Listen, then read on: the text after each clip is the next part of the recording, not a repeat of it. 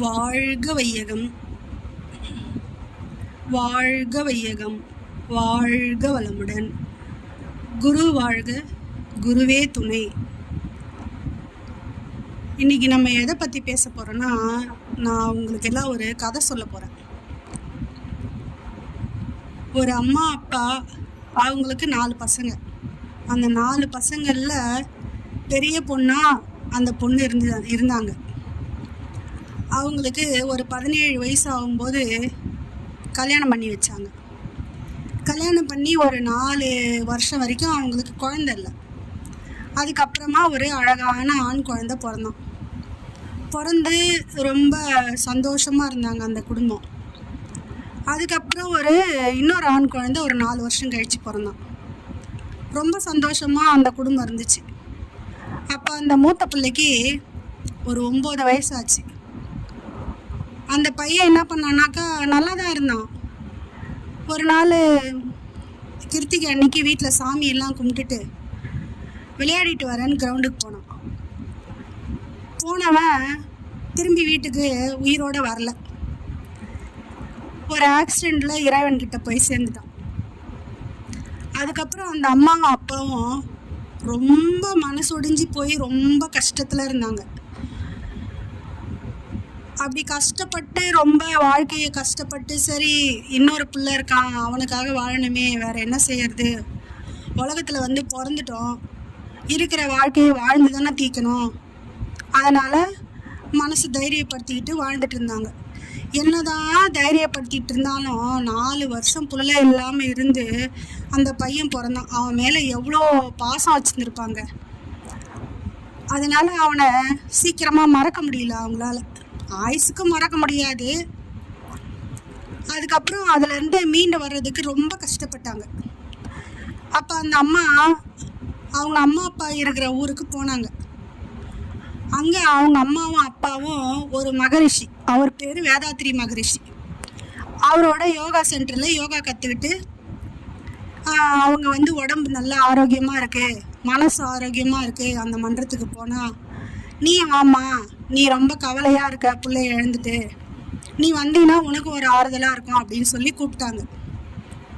சரி, எத்த தின்னா பித்தம் தெளியன்ற ஒரு கவலையில் இருந்த அந்த அம்மா, சரி நம்மளும் இந்த யோகா சென்டருக்கு போவோம், நமக்கு இந்த பிள்ளை 4 வருஷம் கழித்து இறைவன் ஏன் கொடுத்தான், அத்தை திடீர்னு ஏன் பறிச்சான், நம்ம ஏன் இந்த உலகத்துக்கு வந்தோம், ஏன் வாழறோம் அப்படின்னு நிறைய கேள்வி மனசுக்குள்ளே ஓடிட்டு இருந்துச்சு.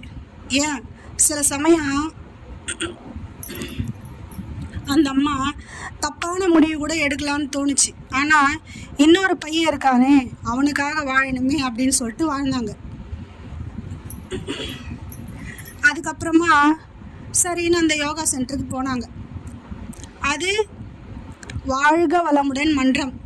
வேதாத்ரி மகரிஷின்னு ஒரு மகான் அங்கே குருவாக இருந்தார். அப்புறமா சரின்னு அந்த மன்றத்துக்கு போனாங்க. அந்த மன்றத்துக்கு போனதுக்கு அப்புறம் அவங்களுக்கு பல கேள்விகளுக்கு விடை கிடச்சிது. அந்த மன்றத்தில் சொன்ன விஷயங்கள் எல்லாம் அவங்க யோசனை பண்ணி பார்த்தபோது தான், அவங்க ஏன் இந்த உலகத்துக்கு வந்தாங்க, அவங்களுக்கே ஒரு மகன் பிறந்து இந்த மாதிரி 9 வயசுல விட்டுட்டு போயிட்டான் என்ற கேள்விக்கெல்லாம் அவங்க விடை கிடச்சிது. அந்த அம்மா மனசுக்கும் கொஞ்சம் ஆறுதல், தைரியம், தன்னம்பிக்கை, வாழணுன்ற அந்த எண்ணம் எல்லாமே அங்கே வந்தது. இது எல்லாத்துக்கும் காரணம் அந்த மகானோட அந்த மன்றத்தில் அவங்களுக்கு கிடைச்ச கேள்விகளுக்கு விடை கிடைச்சதால தான். நாட்டில் இது மாதிரி என்ன மாதிரி எவ்வளவோ பேர் ஏதாவது ஒரு வகையில் கஷ்டப்பட்டு ஏன்டா பிறந்தோம், எதுக்கு வாழறோம், இவ்வளோ கஷ்டத்தை நமக்கு ஏன் கடவுள் கொடுக்குறாரு, நம்ம என்ன பாவம் பண்ணோம் அப்படின்னு சொல்லி நிறைய கேள்விங்க அவங்க மனசுக்குள்ளே இருக்கும். அதுக்கு விட தெரியாமல் நிறைய பேர் கஷ்டப்பட்டுட்டு தான் இருக்காங்க. ஆனால் அவங்களும் சரி எங்கேயாச்சும் ஒரு இடத்துல நமக்கு இந்த கேள்விகளுக்கெல்லாம் விடை கிடைக்கும் அப்படின்னு சொல்லிட்டு நிறைய கோயில்களுக்கு போகிறாங்க, எந்தெந்த சாமியாரையோ பார்க்குறாங்க, யார் சொன்னதையோ கேட்டு பரிகாரம் பண்ணுறேன், அது பண்ணுறேன், இதை பண்ணுறேன்னு போயிட்டு நிறைய செலவு செய்கிறாங்க. ஆனால் அவங்களுக்கு விடை கிடைச்சிதான்னு கேட்டால் அது தெரியாது. ஆனால் இந்த மகான் இருக்கார வேதாத்ரி மகரிஷி மகான், அவர் இந்த உலகத்தில் இருக்கிற மனுஷங்களுக்கெல்லாம் கடவுள் நேரில் எல்லாருக்கும் வந்து வழிகாட்ட முடியாதுன்னு எப்பயாச்சும் ஒரு மகான்களை அனுப்பி வைப்பாராம். நிறைய மகான்கள் இந்த பூமிக்கு வந்திருக்காங்க. ஆனால் அவங்கெல்லாம் வந்து கரெக்டான வழி காட்டினாங்களா என்னன்னு தெரியல. ஆனால் இந்த மகான் இருக்கார், அவர் நினச்சாலே போதும் நமக்கு இன்னைக்கு என்ன நடக்கணும், இன்னைக்கு நான் எப்படி இருக்கணும், எனக்கு இன்னும் இந்த கேள்விக்கு விடை கிடைக்கல அப்படின்னு நம்ம ஏதாவது ஒன்று அவரை மனசில் நினச்சி நம்ம கேட்டோம்னா யார் மூலியமாவது எப்படியாவது நமக்கு ஒரு விடை கிடச்சிரும். அவரை பற்றி சொல்லணும்னா நிறைய சொல்லிகிட்டே போகலாம், நிறைய விஷயம் இருக்குது. அது வந்து எல்லாரும் வந்து அந்த மன்றத்தில் சேர்ந்து யோகா கற்றுக்கிட்டு தவம் பண்ணி அவர் மன்றத்தில் சேர்ந்து அவரை பற்றி நினச்சி அவரை வந்து தெரிஞ்சுக்கலாம். அது அனுபவத்தால் உணரதான் முடியும். சொல்கிறத விட எல்லாரும் வந்து உணர்ந்தா ரொம்ப நல்லாயிருக்கும். நான் அந்த மன்றத்துக்கு போய் நிறைய உணர்ந்தேன், நிறைய கற்றுக்கிட்டேன்.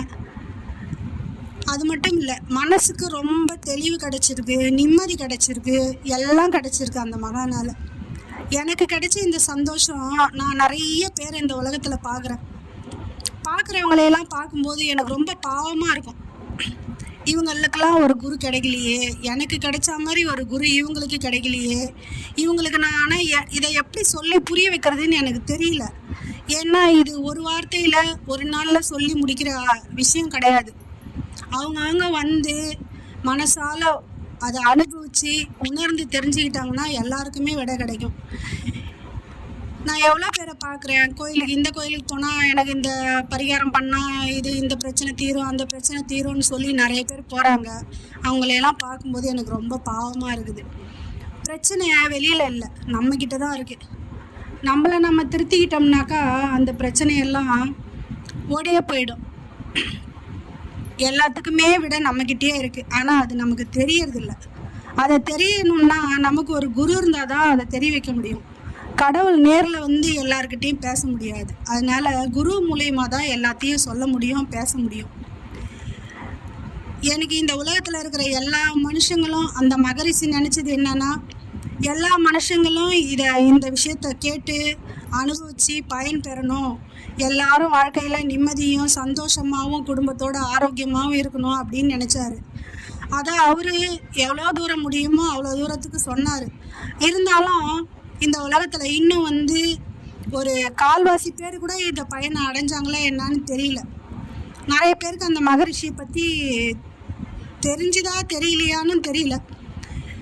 ஆனால் எனக்கு தெரிஞ்ச விஷயத்த, நான் அனுபவித்த விஷயத்த உங்ககிட்ட எல்லாம் பகிர்ந்துக்கணும்னு ரொம்ப ஆசைப்பட்டேன். அது எப்படி நான் ஒவ்வொருத்தருக்கிட்டேயா போய் சொல்கிறதுன்னு எனக்கு தெரியல. இந்த மாதிரி ஒரு யூடியூப் மூலம் எல்லாருக்கும் தெரியப்படுத்தணும்னு நினைக்கிறேன். இன்னும் அவரை பற்றி நிறைய விஷயங்கள் இன்னும் அதிகமாக நான் சொல்லணும்னு ஆசைப்பட்றேன். நான் இப்போ தான் புதுசாக பேச ஆரம்பிக்கிறதால எனக்கு அந்தளவுக்கு கோர்வையாக ஜாஸ்தி பேச வரல. ஆனால் நான் அப்பப்போ கொஞ்சம் கொஞ்சம் என் மனசில் தோணுனது, மகரிஷி எனக்கு சொல்கிறது, அதையெல்லாம் நான் உங்களுக்கு சொல்கிறேன். தயவு செஞ்சு எல்லாரும் எங்கேயோ பிரச்சனை இருக்குது, அதுக்கு விட எங்கேயோ இருக்குன்னு போய் தேடாதீங்க. எல்லாமே நம்மக்கிட்டே இருக்குது.